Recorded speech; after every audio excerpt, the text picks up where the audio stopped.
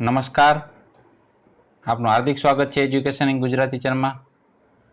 આજે આપણે ધોરણ ચોથાના ગુજરાતી વિષય સેમેસ્ટર પહેલું નો પહેલો પાઠ નાવડી ચાલી આ પાઠનું શીર્ષક છે.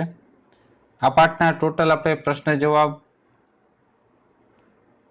બને એટલું વધારે આવરવાનું, બધા પ્રશ્નો કવર કરવાનો પ્રયાસ કર્યો છે. તો વિડીયો શરૂ થતાં જ તમને કહું છું, લાઈક કરી દેજો, શેર કરી દેજો, કારણ કે આ વિડીયો ઇમ્પોર્ટન્ટ થવાનો છે અભ્યાસ કરતા દરેક વિદ્યાર્થીઓ માટે. પ્રશ્ન પહેલો છે કે નીચેના દરેક પ્રશ્નોના ઉત્તર માટે આપેલા વિકલ્પમાંથી સાચો વિકલ્પ શોધીને તેનો ક્રમ અક્ષર પ્રશ્નની સામે આપણે બોક્સમાં કરવાનું છે. પેલું, સરોવરનું પાણી જોતા જ કોણ ખુશ થઈ ગયું? તો એ ખુશ થયો દેડકો.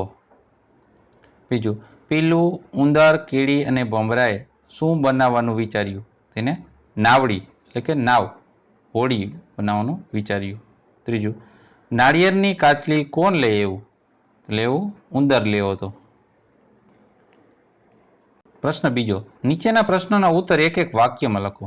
પેલું, કીડી અને ભમરા સાથે કોણ કોણ ફરવા નીકળ્યા હતા? તો કીડી અને ભમરા સાથે દેડકો, પીલું અને ઉંદર ફરવા નીકળ્યા હતા. બીજો પ્રશ્ન, પાણીમાં કોણ કૂદી પડ્યું? તો દેડકો હતો, એ જ પાણીમાં કૂદી પડ્યો. ત્રીજું, તરતા કોને કોને આવડતું ન હતું? તો કીડીને, ઉંદર, પીલું અને ભમરાને તરતા આવડતું ન હતું.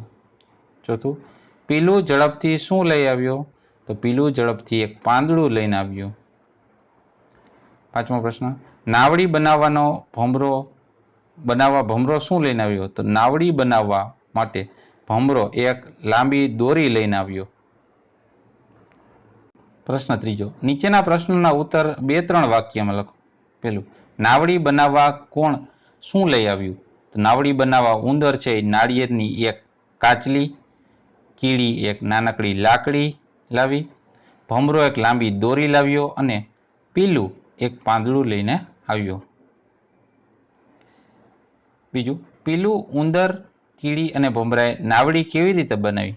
તો ઉંદરે દાંત વડે કાણું પાડીને કાચલીમાં લાકડી ભરાવી અને કીડીએ લાકડી પર ચડીને દોરી બાંધી. પીલુએ પાંદડું આપ્યું અને ભમરાએ ઉંદરની મદદ કરી. આ રીતના નાવડી બનાવી. ચોથો પ્રશ્ન, નીચેની ખાલી જગ્યા પૂરો. પેલું, ખાલી જગ્યાને તરતા આવડતું તો એ તો દેડકો. બીજું, ખાલી જગ્યા નાળિયેરની કાચલી લઈને આવ્યો તો એ ઉંદર. ત્રીજું, પીલું ખાલી જગ્યા લઈ આવ્યું તો લઈને આવ્યો પાંદડું. પ્રશ્ન પાંચમો, નીચેના વિધાન ખરા છે ખોટા એની સામે નિશાન કરવાની છે. પેલું, ઉંદરને તરતા આવડતું હતું તો વિધાન ખોટું છે. બીજું, કીડી એક લાકડી લઈને આવ્યું તો વિધાન સાચું છે. ત્રીજું, સૌ સાથે મળી કામ કરીએ તો સફળતા મળે નહીં તો વિધાન ખોટું છે. ચોથું, દેડકાને હસવા પર પસ્તાવો થવા લાગ્યો તો વિધાન સાચું છે. પ્રશ્ન છઠ્ઠો, ઉદાહરણ મુજબ વાક્ય પ્રયોગ કરો. ઉદાહરણ તરીકે આપ્યું છે દેડકો, તો દેડકો પાણીમાં શું કરે? તો ડ્રાઉં કરે. બીજું, ચકલી, તો ચકલી શું કરે? તો ચકલી ચી ચી ચી કરે છે. બીજું, ઉંદર શું કરે? તો ઉંદર ચૂં ચૂં ચૂં કરે છે. ત્રીજું, કબૂતર, તો કબૂતર ઘૂ ઘૂ ઘૂ કરે છે. ચોથું, ભમરો કેમ કરે છે? ગુણ ગુણ ગુણ કરે છે. પાંચમું, કાગડો કા કા કા કરે છે. આજના બોલવાના સ્વર છે. સાતમો પ્રશ્ન, કૌંસમાં આપેલા શબ્દોમાંથી યોગ્ય શબ્દ પસંદ કરીને ખાલી જગ્યા પૂરવાનું છે. પેલું, ઉંદરનું રહેઠાણ તેને કહેવાય દર. બીજું, વાઘ વરુનું રહેઠાણ તેને કહેવાય બોર્ડ. ત્રીજું, પંખી ઝાડ પર રહેવા બાંધે એને શું કહેવાય? એને કહેવાય માળો.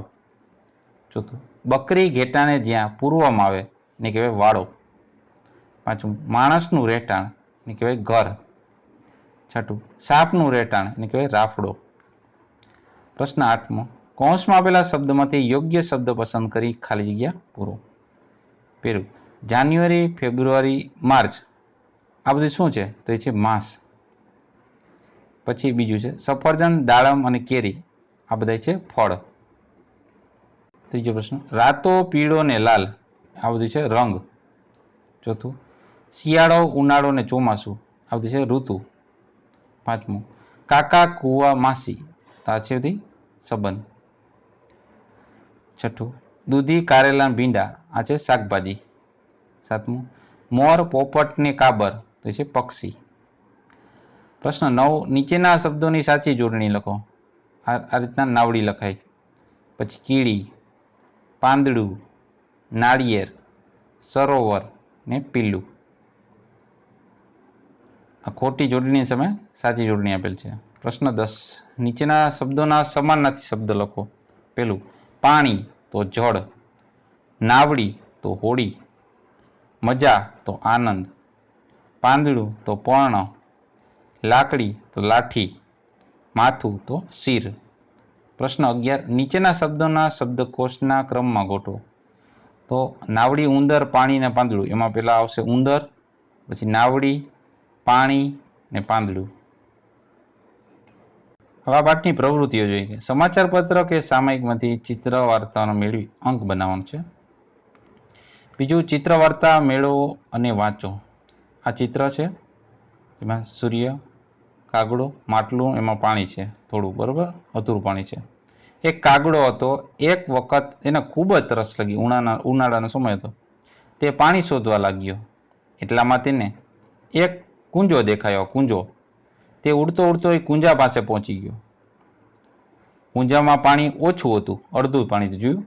તે કાગડાની ચાંચ પાણી સુધી પહોંચતી નથી. એને પ્રયાસ કર્યો પણ પાણી સુધીની ચાંચ પહોંચતી નથી.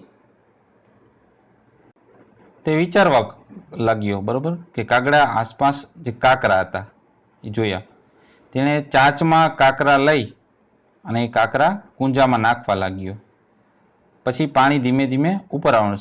શા માટે? કારણ કે કાંકરા એની જગ્યા રોકે છે, એટલે પાણી ઉપર આવવા લાગ્યું. પાણી ઉપર આવવા લાગ્યું ત્યાં સુધી એને કાંકરા નાખ્યા. ત્યાં સુધી એને ચાંચમાં પાણી આવવા માંડ્યું ત્યાં સુધી એને કાંકરા નાખ્યામાં.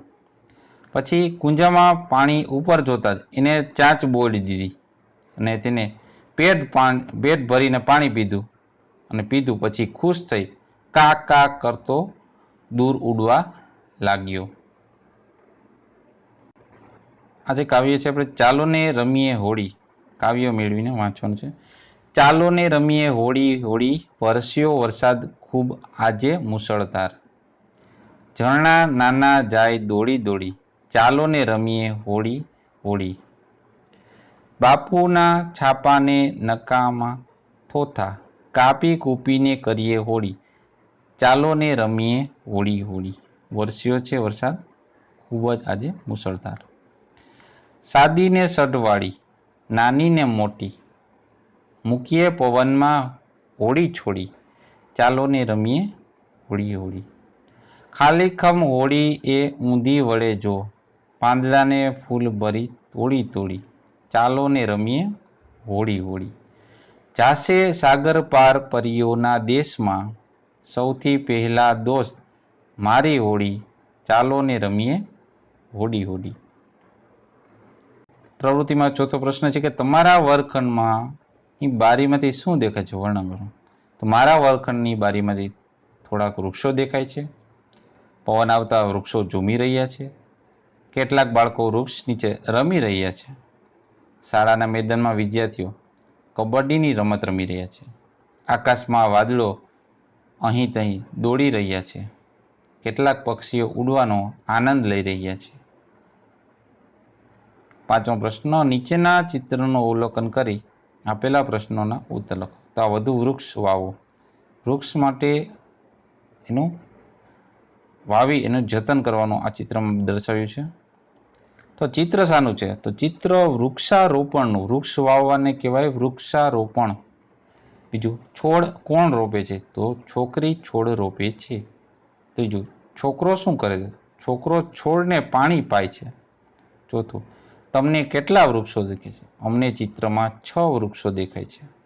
પાંચમું, ચિત્ર દ્વારા આપણને શી શીખ મળે છે? તો ચિત્ર દ્વારા આપણને વધુ વૃક્ષ વાવોની શીખ મળે છે. છઠ્ઠું, વૃક્ષ વિશે બીજા 2 સૂત્ર લખો. આ જે વધુ વૃક્ષ વાવો એ સૂત્ર કહેવાય. તેના વૃક્ષ વાવો વરસાદ લાવો આ એક સૂત્ર થયું. બીજું, વૃક્ષ એટલે ધરતીના શણગાર, આ બીજું સૂત્ર. છઠ્ઠું, ક અક્ષરની શરૂઆત થતી હોય ઘરમાં 5 વસ્તુના નામ લખો. તો ક પરથી કલમ, કાતર, કડાઈ, કપ અને કુંજો. તો આ તો આપણે ધોરણ 4ના ગુજરાતી વિષયના પ્રથમ સત્રનો પહેલો પાઠ. જોતા રહો એજ્યુકેશન ગુજરાતી અને શીખતા રહો. થેન્ક યુ, આભાર.